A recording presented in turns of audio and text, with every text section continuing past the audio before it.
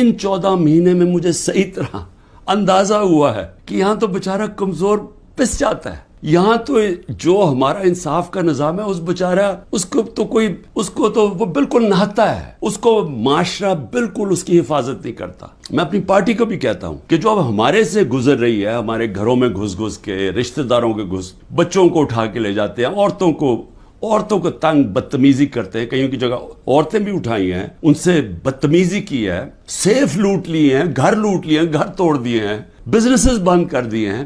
تو یہ جو ہمارے سے ہو رہا ہے، یہ سارے کمزور طبقے سے ہوتا ہے. پاکستان میں جب وہ طاقتور کے سامنے اس کا ٹاکرا ہوتا ہے. میرا جو آج عزم ہے وہ اور سٹرونگ ہوا ہے، اور مضبوط ہوا ہے کہ یہ ایک جہاد ہے انصاف کی. کیوں اللہ کے پیغمبروں نے سب نے انصاف کے اوپر بات کی تھی؟ کیونکہ یہ انسانوں کو آزاد کرتا ہے. ہمارے لوگ غلام ہیں. حقیقی آزادی اس